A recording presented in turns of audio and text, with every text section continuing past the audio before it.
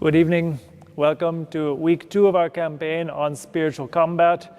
And today we're going to be talking about one of those things that obviously everybody always faces, the battle against sensuality, or in other words, the battle against all of our sensory pleasures, our laziness, our comfort seeking, our gluttony, for example, also impurity, all those things that day to day, because God made us to be flesh and blood, that we carry around with us and we have to deal with so often.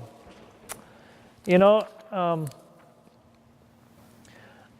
as always, Father Scupoli gives us rules. Being a real disciplined guy, he gives us a number of rules as to what do we need to do in order to battle these things. Well, the first rule that Father Scupoli lays down is really pretty simple.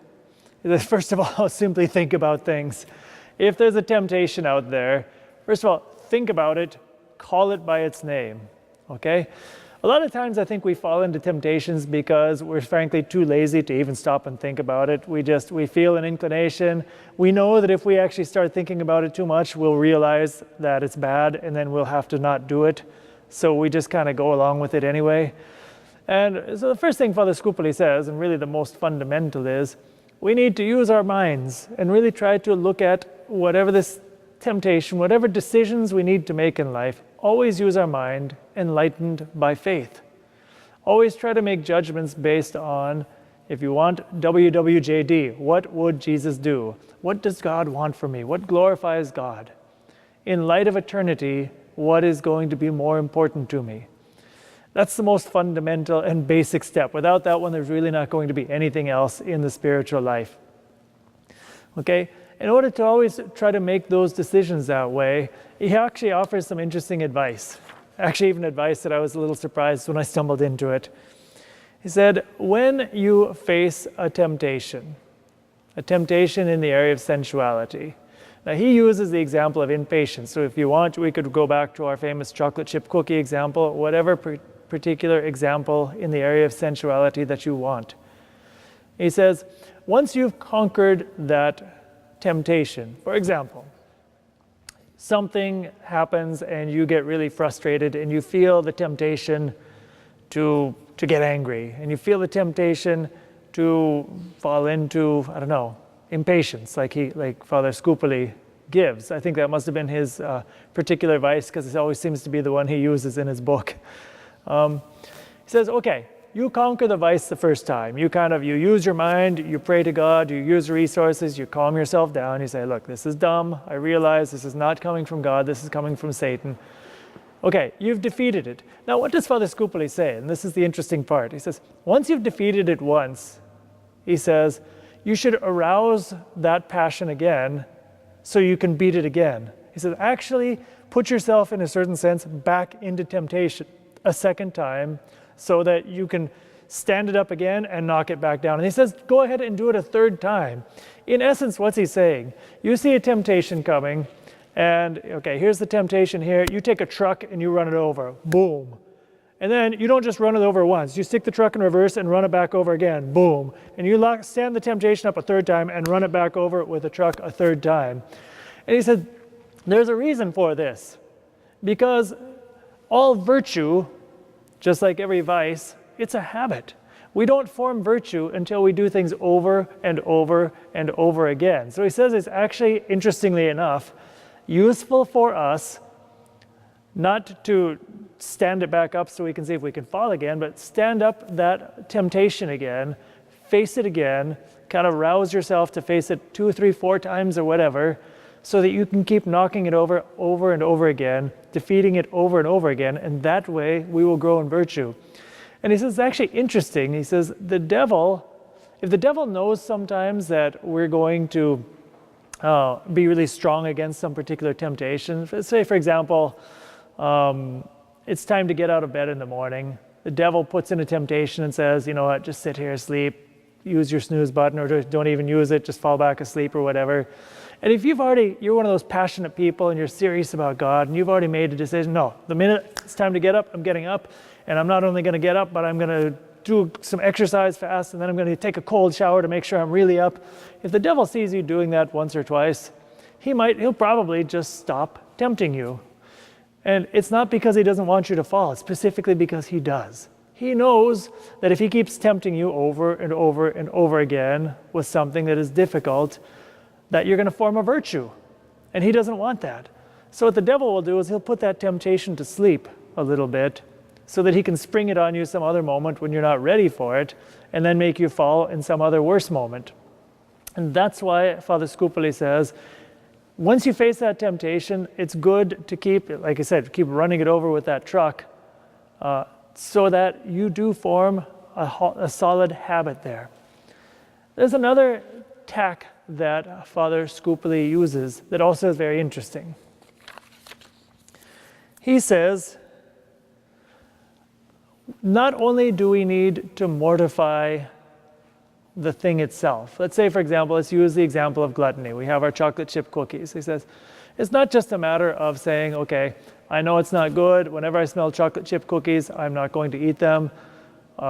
That's avoiding a temptation. Even putting yourself in the presence of chocolate chip cookies so you can resist them over and over again. He says that's a source of strengthening that particular virtue. He says we should also be training ourselves in other areas that aren't related even. For example, if chocolate chip cookies are your downfall, he says, well, obviously, begin by resisting them, but really in all the different areas. Start, for example, eating more of the things you don't like. In general, not just the chocolate chip cookies, start eating less of the things you do like. Allow yourself to go hungry maybe. Maybe start practicing fasting. Even doing other kinds of physical penance or discipline that aren't really directly related to our gluttony or to the chocolate chip cookies in this case, but picking up other kinds of spiritual practices that are difficult, especially penances, giving up even legitimate things, all of those things train us so that when we do get tempted in some other area, we will always be stronger. Our willpower will be stronger, and our desire to really seek God and His grace are going to be stronger. Now, before I go any further, there is one parenthesis I want to put here. As Father Scupoli and all the spiritual masters agree on this. There is one area of sensuality that everything I'm saying does not work. In the battle for purity, sexual purity, the battle against lust. He says that's the one area where, when a temptation comes, he says, run. Do not play with it. Do not try to face it over and over again. Run. Because the more you face temptations in the area of purity, the stronger they get. He uses the example. He says, he calls grace like dew, like, moistening your soul with the dew of God's grace. He says, well, let's say you're counting on the fact that, okay, I've been a good boy. I've been trying to practice. I've been trying to pray. I've been doing all these spiritual practices. Along comes a temptation in the area of purity. He says, run. Do not think that the dew of virtue is going to sustain you. He says, the heat of that passion, if you keep exposing it, is going to evaporate that dew very quickly, and you will find yourself dry and without resources. So that's one little parenthesis. He actually dedicates other chapters just to dealing with issues of sexual purity and of how to deal with those temptations against it. But in the other areas, it's true. We need to be men and women who train ourselves in that virtue by practicing mortification. One other point that he says is this.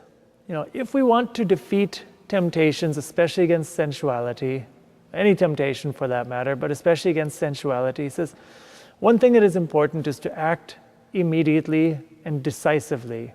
A lot of times, temptations, why do they become strong? If the minute that we recognize a temptation, we nail it, we get rid of it, I don't want anything to do with this, we say some prayers, we turn to God, we do whatever, we change our mind, that temptation does not have very much time to get strong. What happens is when we don't recognize and when we start playing with temptation, it gets stronger and stronger and stronger. So he says if you hit that thing on the head immediately, you've already got half the battle won. And Father Scupoli reminds me actually of a curious example from St. Ignatius of Loyola. St. Ignatius, these were not very politically correct times, but in his spiritual exercises, he has a great example he gives. He says, the devil is like a woman, okay? No, my apologies, but this is what St. Ignatius says. The devil is like a woman who's married to a man, okay? She says, if that man lets his wife nag him over and over again, she will get more and more and more bold. But in Spain, in the times of St. Ignatius at least, he said, If the man is strong with her at the beginning, in a certain sense puts her in her place, then she will quiet down, okay? He says the devil is like that. He needs to be put in his place quickly and early. And, St. Ignatius, well, he can defend himself in heaven. I'm not going to try to defend him from you, but there's a lot of wisdom in that. Finally, Father Scupoli says, it's important to learn to deny ourselves even those things that are licit. Not only, like we said, in matter that is temptation, but to try to find honest, innocent things that we can give up. Things that in and of themselves might not be bad at all, maybe even things that are good. But the very fact that we are consciously trying to deny ourselves, offering that up as a gift to God and saying, I want to give you the best. Even if this thing isn't bugging me, I want to give you the best.